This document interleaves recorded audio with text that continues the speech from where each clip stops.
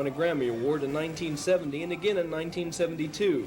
And later he was twice named Instrumentalist of the Year by the Country Music Association. But tonight we're going to talk about his acting career. Jerry has been in 6 movies, from W.W. and the Dixie Dance Kings to Smokey and the Bandit 1 and 2. He's also starred in 2 television series, Nashville 99 and The Concrete Cowboys. But how does a country and western recording star make it to the silver screen? I backed into that. Because of Good Time Holler and some friends I'd made, they told me the movie was coming to Nashville and to go over and read with the director, so I went over there and read. And he put me in a picture with Bert. And we just had a wonderful experience doing that picture, and we all got to know Bert, and Bert got to know all of us. Don Williams, me, and Bert, and it was really something I'd always wanted to do, make a picture. Bud was down in Mexico. He was doing Lucky Lady, and he called me up and asked me to fly down there, and I thought he wanted me to write a theme for the pictures, what I thought. And when I got down there, he said, "Would you like to play the heavy in Gator?" And I always wanted to do a heavy, and I really wanted to get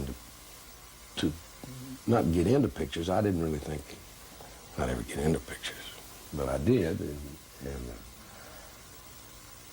so I thought about it, and I said, "Well, you know, if you'll help me, I'll do it." And he helped to go. Well, I'd never made it without Bert.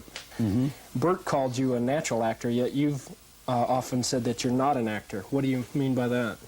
Well, I'm not a trained practitioner is what I mean. I didn't go to schools, and anything I learn I have to pick up. There is a camera technique that I knew nothing about, and they had fits with me. Be still, Reed. See, I could talk, but you have to walk and talk at the same time, and you got to walk to certain places, and I kept walking by the place. They'd say, get on the mark, Reed. We were doing Smokey and the Bandit, and Hal Needham, the director.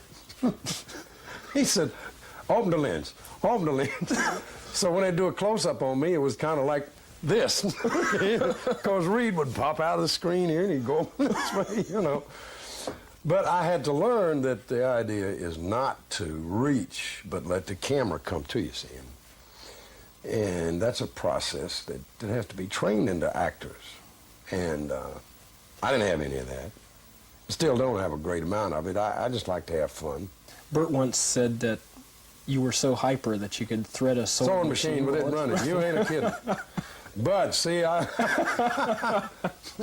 when I first met Bert in '74, you know, I could stand flat-footed and jump over the Life and Casualty Tower in Nashville, Tennessee. You know, I wasn't nervous. I was just quick. You know. But since then, I've toned it down quite a bit because